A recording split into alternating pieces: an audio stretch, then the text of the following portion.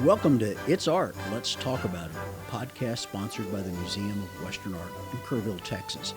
Located in the heart of the Texas Hill Country, the museum is dedicated to the preservation and promotion of the American West, especially through the art of the West.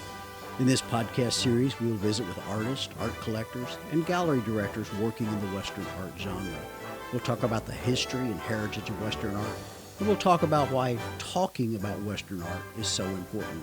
I'm Darrell Beauchamp, the Executive Director of the museum, and I'll be your host for It's Art, Let's Talk About It. The podcast is a member of the Texas Hill Country Podcast Network. Today we have a little bit different set of episodes. We have parts 1 and 2 of Darrell's interview with Quang and Scott Christensen. This is part 1. I hope you will join us for part 2 as well. And ladies and gentlemen, welcome to It's Art, Let's Talk About It, a podcast about American art. I'm Darrell Beauchamp, the Executive Director of the museum, and we're glad to welcome today to the podcast in front of a live studio audience. This is kind of exciting. Scott Christensen and Quang Ho. And gentlemen, welcome to the museum. Thank you. It's Yeah. an honor to be here. Such an honor to be here. And you know what's funny, and I tell this story a lot in my podcast, I talk to artists all day long, every day, and we sit and have a conversation about art, your studio and your home, and it just flows, and it's so good. And I put a microphone in front of them, and they panic. They just, what are we going to talk about? We're going to talk about art.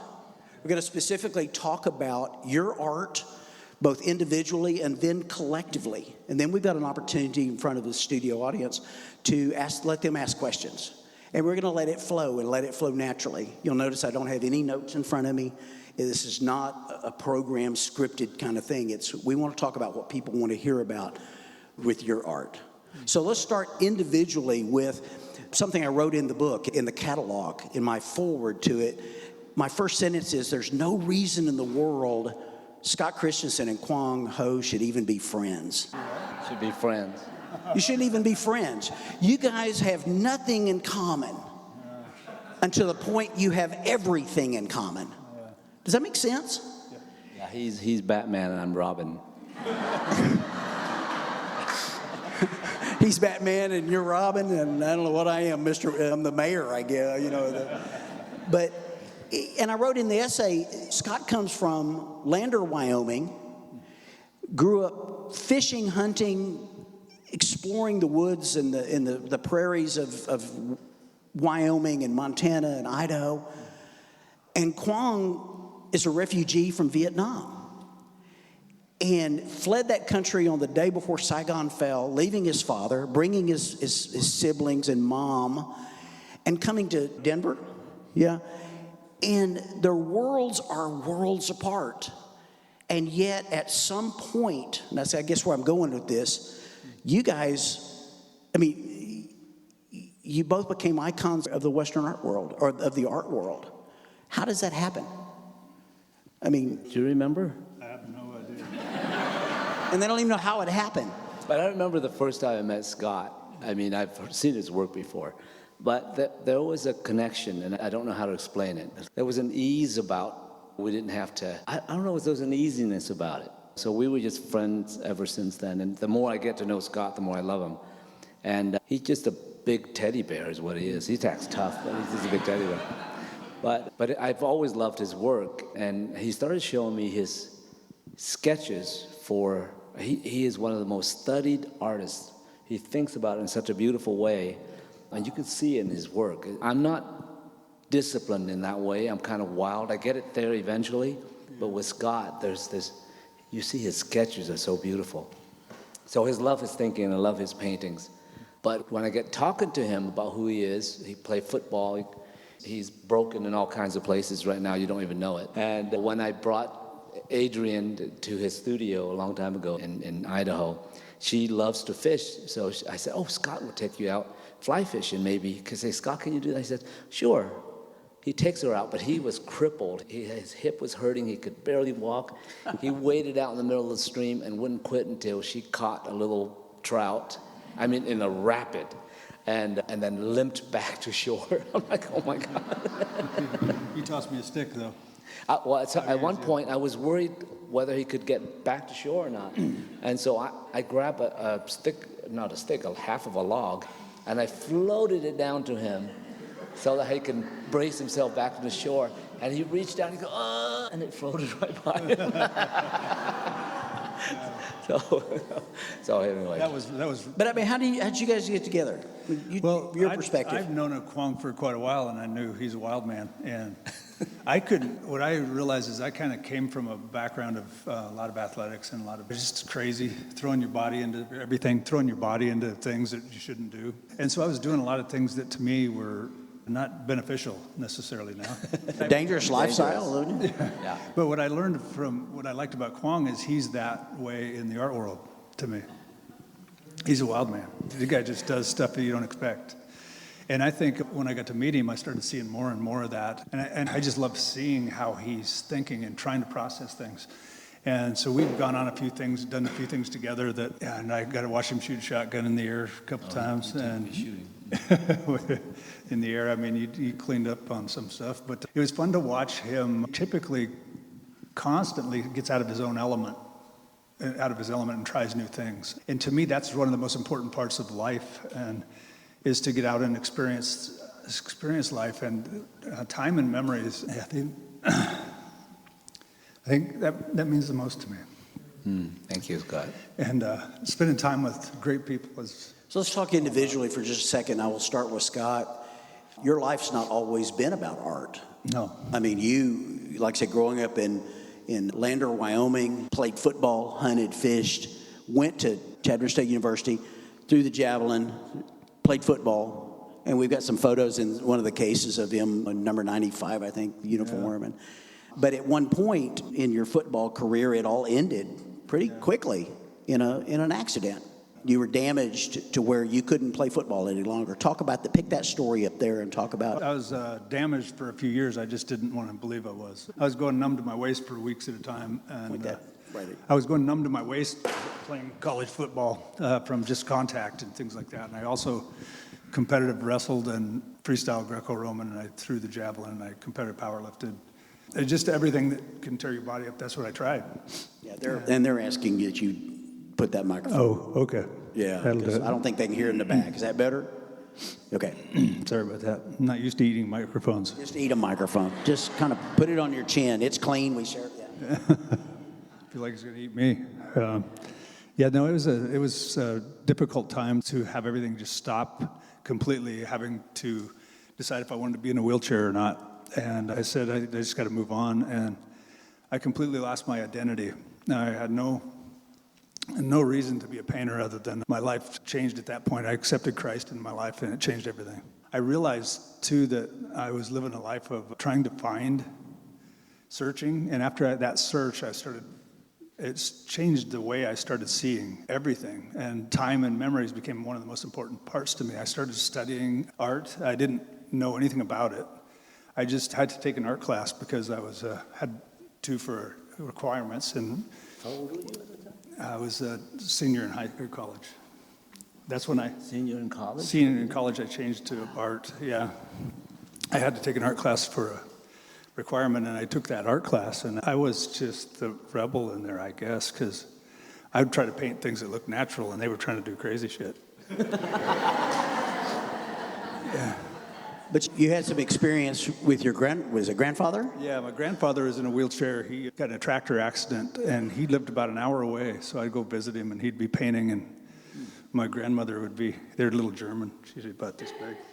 And she'd run around there and just bitch at him for the smell of oil paint while she's smoking a cigarette and running around the house. Yeah. It was good times. And it's at that point that art and fly fishing became an integral part of your life. Good memory. What happened at that point is when I completely lost my identity. I started to go to a place called Soldier Creek, and I would fly fish almost every day. While I was going to college, I found a way to drive there, and I would just sit on the banks and watch these fish and tie flies and try to paint. And the paintings were, they're just terrible. You should see them. They were so bad. And people think that you've never had to go through that. And I'm like, I think probably we all painted the same when we started. You'd be surprised, yeah. And in other words, bad. Ugly's one thing. Ugly's one thing, but big and ugly is a different thing too. And I was ignorant enough to think I could do that. I'd put 4x8 sheets of plywood up on the wall. I'd nail it to the wall and just start painting. And man, they were nasty. But can't say I didn't have the want to, right? I love it. And so your approach, I mean, you came to art a little later in life than somebody who's been painting since they were pretty much their entire life. And we'll turn our attention to Quang here because at 17, 18, you were a one-man show. I was a sophomore in high school. Sophomore in high school, one-man show in Denver, Colorado, and sells out, right? I mean, it's... Well, but it was all like $30, $40, $50. But, you know, nonetheless, sell out, right? I mean, these guys are great marketers, and they don't even want to market themselves, but sell out. But your life wasn't Lander, Wyoming. It was Vietnam.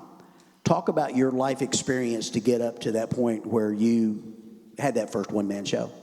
Yes, I came to America in 1975 at the age of 12. And my mother, the story even goes back further. When I was 4 years old during the Tet Offensive in 1967, my dad was captured by the Viet Cong, the VC, the communists, and taken away. And we didn't know he was alive or dead because we figured they'd kill him. But then my mom was left with 6 kids, and growing up there, and when Saigon fell, she brought us all we left the country a day before Saigon fell. And then from there, we went to Korea, and then from there we went to... And that's something, I mean, you left Vietnam, your homeland, leaving your dad behind the day before Saigon falls. And I mean, that's TV news, right? We all of us old enough to remember seeing you leave, right? We didn't know it was you at the time. Yeah. But the country was in turmoil, life was in turmoil, and you left there and went to Korea. Right. Yeah, we went to Korea, almost ended up living there, but then it's a very funny story. Here's a single mom and 9 little kids. She was a country girl. She had survival instincts. So one day, the U.S. Embassy came into that school where the refugees were and asked, any of you have relatives in America? And my mom raised her hands, and here I am, and I'm not sure who the relative is. So you're stuck with me. But anyway, so we came over, and our family was sponsored by the First Reformed Church in Denver. It was a Dutch Reformed church. And so I grew up, learned English. First year, I didn't know any English. So I just sat in class and drew every day while my classmates had to do real homework. And it took me about a year and a half before I was so mad I couldn't understand anything. So I worked really hard to understand English. And so anyway, but I was drawing since I was 4 years old. But I didn't know anything about painting until I was about 19 when I met my mentor, who explained to me the difference between light and shadow and seeing things, you know what I mean? So he gave me the vocabulary of painting, like we talk about values and color and structure and all of that. But before that, I thought being a good artist is able to draw something really well. And that's just not. We could go into that. It's so much fun because as soon as I understood that, my life changed and painting became a whole different thing. I no longer drew things or paint things. I painted relationships of colors and values, and we can get into all that. So that's what I teach. And we will, just a few minutes. But so you're in Denver, Colorado at that point, and then tragedy strikes. Your mother is killed in an automobile accident. Right. And you're left to raise your siblings. So I was the oldest boy. My mom had 8 kids, 9 months and 10 minutes apart, as they say. We're all like, and she died when I was 18, just graduated from high school, about to go into art school. And I became the guardian for my younger brother and sisters. So we just stuck it out, and I didn't know how to raise kids. I didn't know how to cook even. At one point, I just went to the King Soopers at 2 in the morning after I'm doing homework and everything else, and load up a cart full of frozen burritos and stuff it in the freezer, and that's what they ate. That's what they ate? So, yeah. But now they're grown, they're wonderful people all over the country. And then Denver Art Institute, is that right? I went to the College of Art and started this career. In effect, years before Scott while he was still hunting and fishing and banging up his body, you were already studying art. So again, in my essay, there's no reason these guys should be friends, right? I mean, they come from completely different backgrounds, and yet at some point we merged together, and now I see every reason they should be friends. And the reason the art world is lucky to have both of you.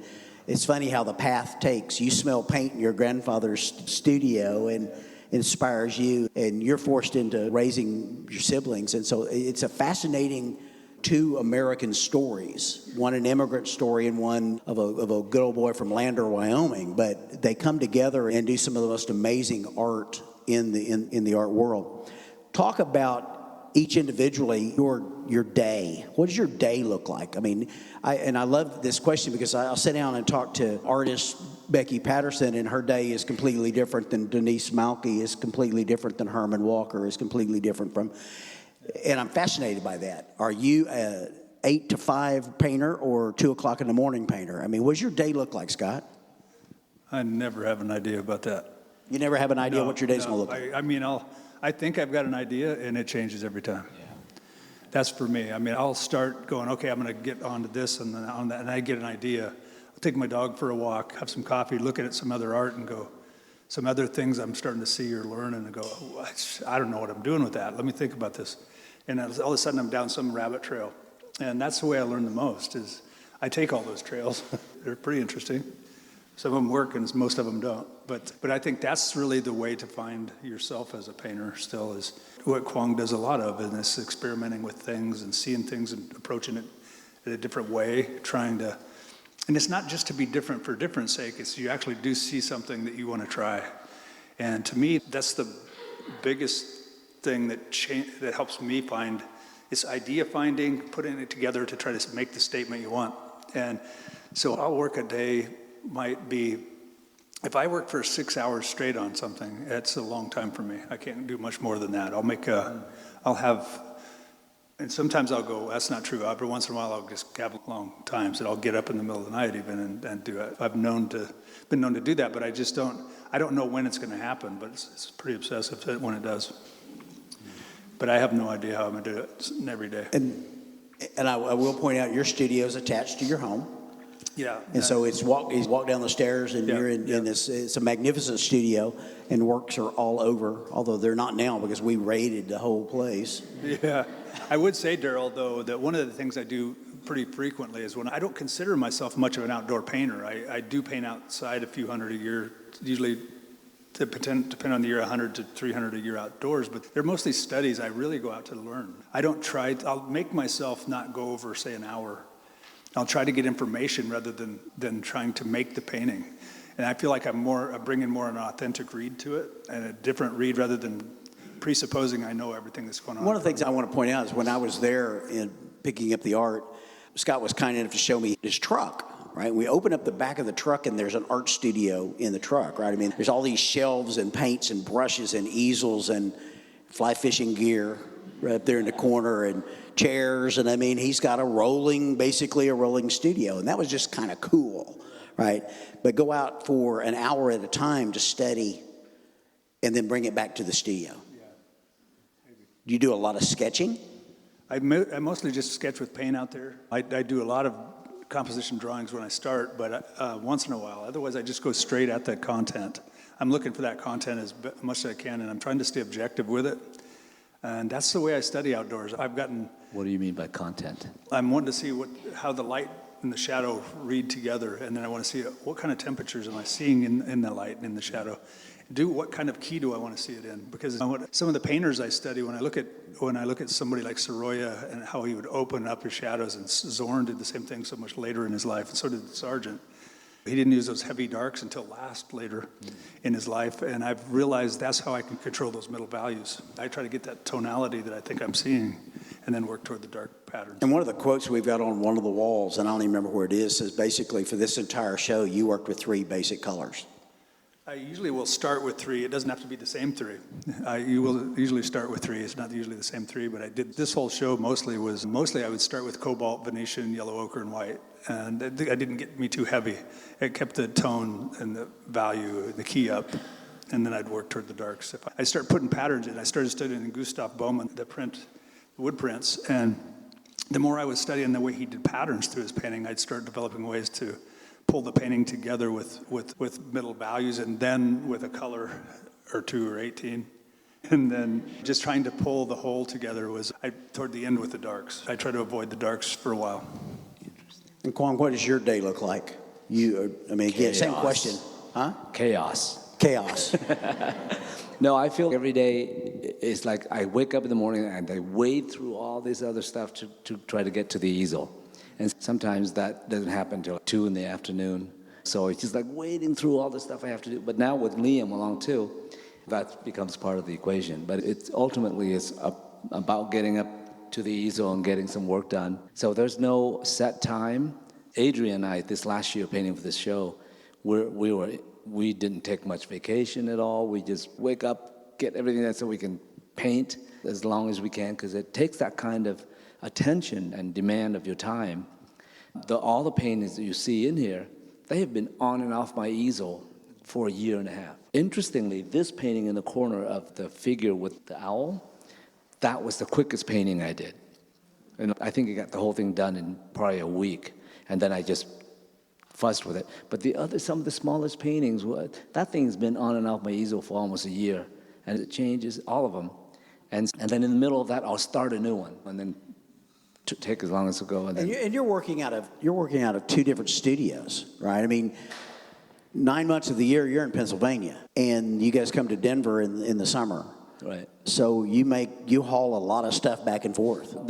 I started bunch of these in Denver and then hauled them to Pennsylvania for that 9 months, and that's where most of them were done.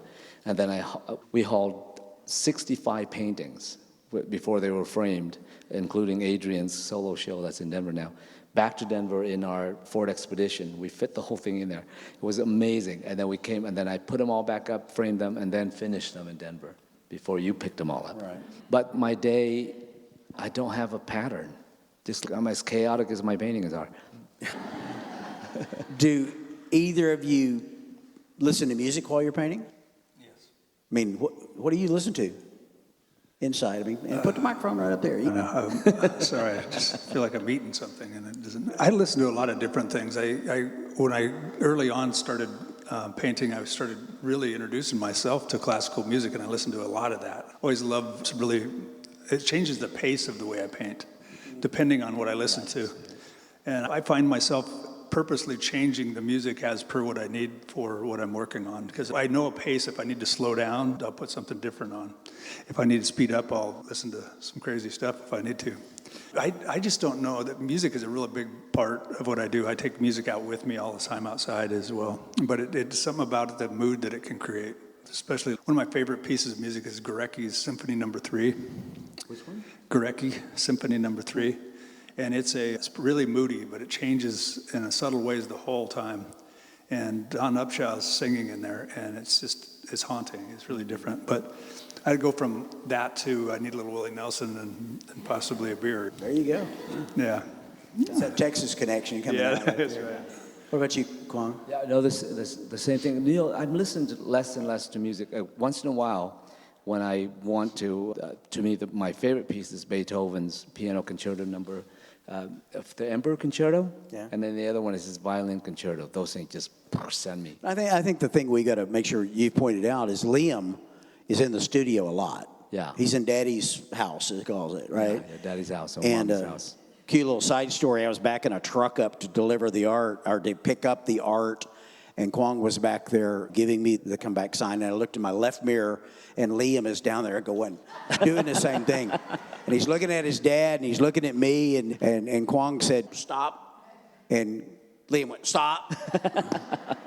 And I got out, and Liam walked up to me and said, "Good job." Good job. So that was my introduction to Liam. But he's a part of that life, right? You guys paint. Yeah. And you and Adrian have studios at opposite ends of the house. Yeah. I mean, basically. In Denver, yeah. And different approaches. And it's an interesting thing when 2 artists live together, John and Edith Maskey, who are painters, and I think they're here today, paint in the same room at the same time, listening to the same music, and they could touch each other. They're that close. I mean. Oh, no, listen. The reason why Adrian has a separate and Quang studio. are in different parts of the world, right? So You want me to tell you why? Yeah. Because she won't put up with my 70s music. The Bee Gees can only go so far for her. You listen to the Bee Gees? You listen to Bee Gees? Yeah. Ooh, And it's a fascinating part of my job. Staying alive. that gives me full body wiggles, man. Full body That's wiggles. like my, never mind. And a fascinating part of my world is getting to see artist studios. And everywhere I go, I mean, because they're all completely different. I guess the point is do what makes you productive and creative Right. and all of that. One of the things that we get asked a lot, I try to ask artists is, I mean, you guys are both established in the game now. Do you have that one piece of advice? Before we turn this into an art discussion that goes way over my head and they start talking about the things they want to talk about, I'm trying to get some of these other little questions out of the way for that young student. Do you have, what would you say you got to do? Is it just paint? Is it draw? Is it attend workshops? What's that advice you give to the young students here, the young artist? And the old And the old ones and the older ones who are trying to. But what do they need to be listening to or paying attention to in their world? Everything. I think it's really important to study a lot more, to look at art and actually ask questions like, what were they trying to do? Why were they doing this? What were they thinking? Those kind of questions are important. Ask yourself. Good answers to tough questions is what Winston Churchill said he spent 90% of his time on. And good answers to tough questions is how paintings are finished, in my opinion. We're always answering questions to ourselves like, what am I doing with this? And there's not always answers. It's experimenting the whole time.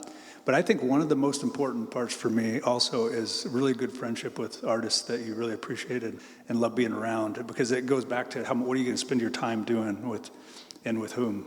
And the time and memories are really one of the most important parts to me. And I happened to meet one of my best friends who's here today, Gene Costanza. I met him and it changed everything about my life, and I can't tell you how many ways. And I won't tell you how many ways. I'm sure he'll have something to say. But Gene's here somewhere. Gene, where are you? Back in the very back, yeah. Get to know his work as well, yeah. Yeah, great painter. And he's So surround yourself with artists you admire? That and people you want to be around because they feed you. And mostly I've noticed that I seem to be around people that live an artistic life, whether it's painting or not. I've noticed that's really important because it's not always about painting. I mean, I have the experiences outdoors that actually drive my ideas. That's what brings me the most joy as experiencing those same things. What about you, Quang?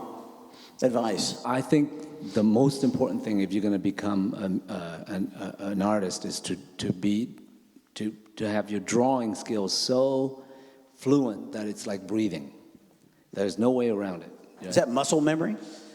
Yes, but part of it, yeah. I mean, part it's just drawing, lots of drawing. Yeah, it's recognized as understanding spatial relationships, but also hand-eye coordination. So it's like a musician. If you want to play the piano, you got to practice the scales until you don't have to think about the scales anymore. So that's the number one thing.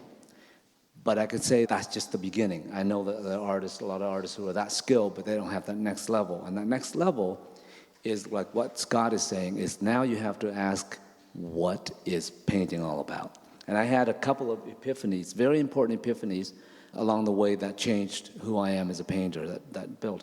The first one was given to me by my mentor when I was about 19. I met this gypsy from New York. His name is Rennie Bruin. And he could tell that I was the hot shot in the art school, but he knows I didn't know anything about painting. And he proved it to me in one instance. And so we used to have life drawing where we'd go in and we'd paint the model. And I didn't have him in class yet. He was the head of the drawing department. But he was this crusty old, looks like Karl Marx, with the big mustache, the glasses. And he would walk into class and he goes, I'm drawing, I'll do this beautiful drawing of the model with acrylic painting, actually. And he looked at me and says, hey, what are you doing? And I said, I'm painting the model. And he says, and he sniffed at it. He goes, and he walked out. 3 hours later, with 5 minutes left in class, and I've been rendering this beautiful figure, everything's proportionally correct. And he came in and he took my brush and he says, here. He took my brush, nudged me aside because he had sniffed against it. He looked at it, he goes, here, grabbed my brush, nudged me aside, obliterated everything I did in 5 minutes. And the rest of my classmates were like, they were in shock because they couldn't believe he did that. But he handed my brush back and didn't say a thing and walked out. And I'm here with my jaws on the ground. It's the most beautiful thing I've ever seen. It was so beautiful, painterly, but he didn't explain to me what it, and I can tell you what, now I can explain it to you. What he did was, I was sitting there seeing the arm, the head, one part to another. He came in and he painted the light on everything and the shadow and everything with beautiful, luscious paint. And so I didn't see that big picture. So what he taught me was that seeing and understanding what you see is a whole different game than just being able to render something that your mind thinks is there. So I came to him and he taught me this, gave me this beautiful vocabulary of painting. He said, all of painting happens, there's 8 visual approaches, he calls them, that happen in all of art history. And light and shadow, which is only one of them.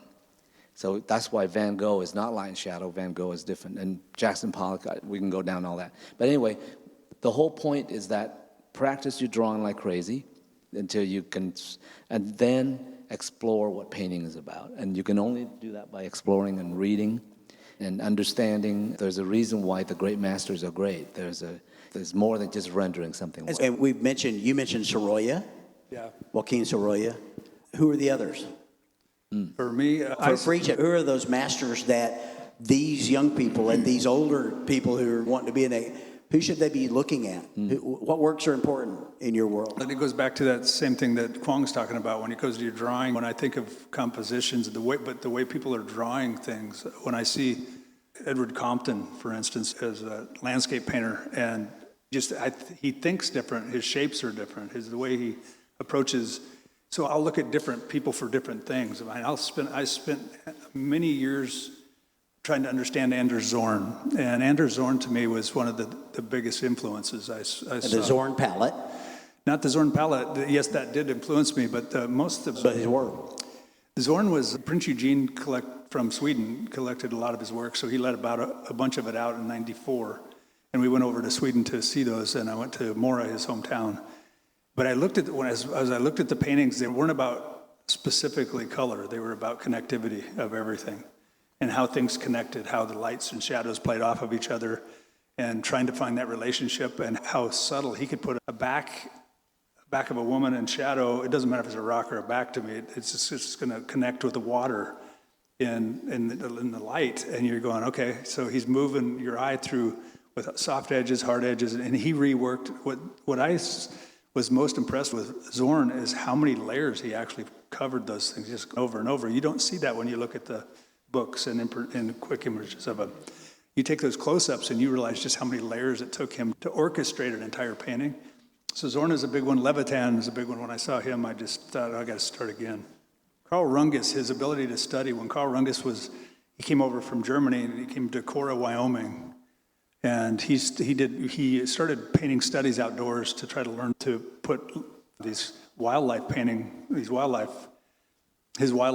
a landscape so he could understand it more. He started just going out and painting dozens of them. He'd nail them or pin them to a tree after he'd paint them, and they'd try to, the horses way up in the mountains. And he just learned to understand what was going on as a landscape, so then his whole work changed. All of them have their own stories. You can see the classical approach of Sargent and then how he started opening up his shadows more. So I'm hearing a theme of find those artists that inspire you. Yes. And study their works and pick them apart and figure out how you can incorporate it into your work. What makes it great? What makes it great is the question. Who were the artists that inspired you? I was going to ask Scott this. When you saw Zorn's work, so you were figuring this out on your own when you looked at his work. So you studied it and you wondered how he did it and you could figure that out. I went with Gerhardt's, Dan, and we got to know each other really early and really appreciated The artist Dan Gerhardt. Dan Gerhardt, yeah.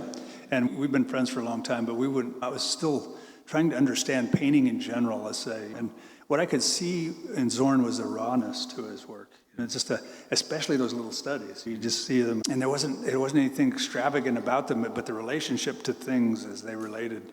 It's like music, those small inspired decisions mean everything to a painting. Those little realizations and epiphanies that you have when you look at other great artwork, those are important. Yeah. But it really depends on what inspires you too. I mean, some artists respond to Van Gogh, other ones respond to Sargent or Andrew Wyeth. So it depends on who you love. But it's important to understand when you find somebody who you really love, try to study what makes their work so great. And Rembrandt painted light and shadow. And it was interesting. I'm sitting here looking at all Scott's painting, and each one I go whoosh, way deep into his paintings. I'm looking at my paintings. Bam! You stop right there. I'm right there on the surface. But look at his space. It just goes. I'm like, why haven't I explored space? I have never been interested in exploring space yet. But now I want to explore space now. But all of his paintings. Look at that painting there. It just goes. It's so grand and big, and it's just a different kind of thinking with relationships of values and color that I don't have that vocabulary yet. I haven't really explored it.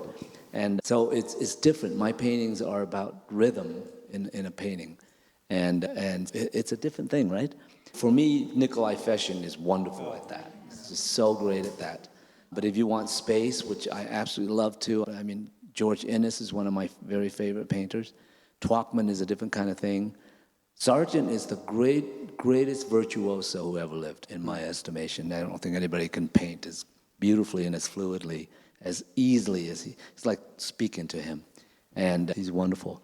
Zorn, interestingly, as great as he was, limited his colors down to those simple palette, and it did great for him. But I always wondered why he didn't explore color more. After half of his life, he exhausted what he could do with those three colors. But he stopped exploring color. Let's talk about workshops real quickly. We offer here at the Museum of Western Art 8 or 10 workshops a year, a couple of sculpture usually, and there's lots of folks in this audience I know that have taken workshops from us. And I highly recommend them because you get to spend 3-4 days with great artists. You guys both do workshops, and it's an important part of your teaching aspect of what you do. And so if you see a Scott Christensen workshop and a Quang Ho workshop, you should go ahead and sign up. Take those workshops. Go to Pennsylvania, go to Idaho, go wherever they're teaching them, because everybody I've talked to who's taken a workshop, and there's some people in this audience who took one 15 years ago, right? They've remained friends. It's such a good experience for them. But workshops, important? For me, teaching has been something I didn't like for a while because I was learning so much and I didn't know how to put words together about what I was learning.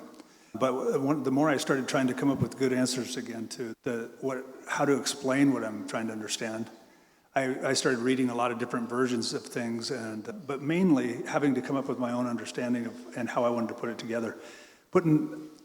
I think teaching has a big part for me in, I have to teach now at least a little bit, because it brings to the surface the issues I'm trying to deal with.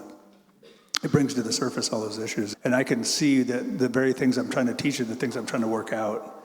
And so that's important to me to stay on that, because as I'm working things out and I have to explain it, I'm talking to myself too, mostly. But I really enjoy giving back, yeah.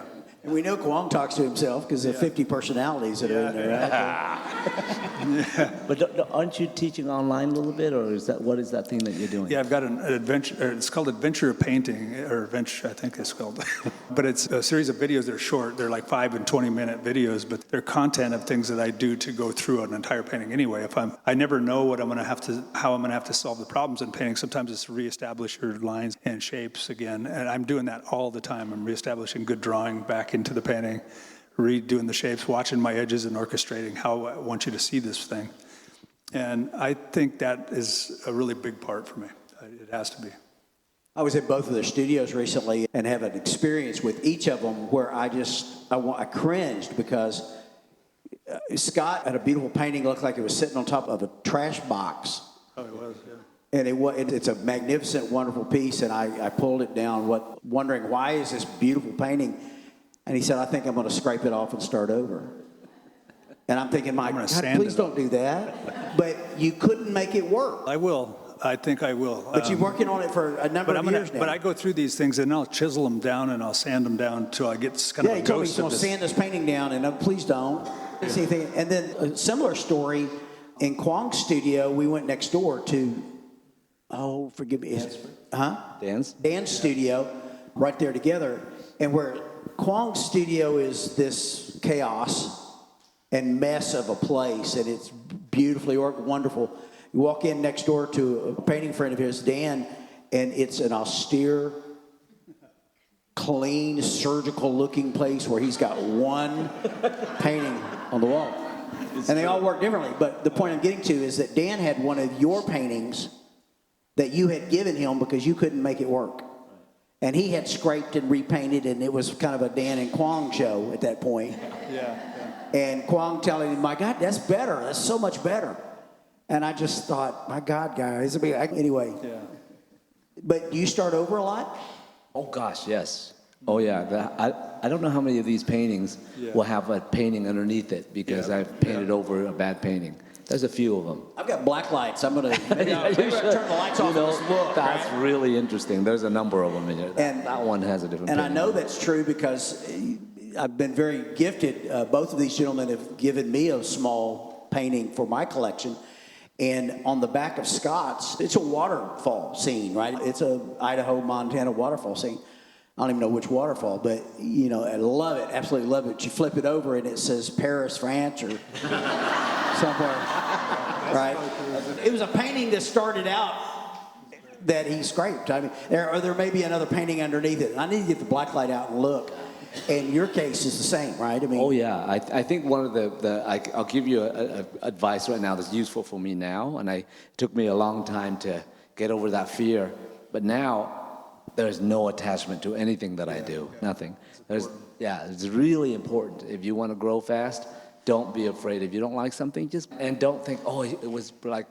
It was better 10 minutes ago. Don't go there. Just keep going. Don't save it if you don't like it. Don't put it out there if you don't like it. Yeah, no, absolutely. Yeah. It's really part of this learning process of finding out what you arrive at. You know. Well, you know what's really important about that, which I couldn't agree more. What's really important of that is if you don't allow yourself the luxury of losing some things, you're not going to experiment, and you will not get better because you're going to paint so tentatively that.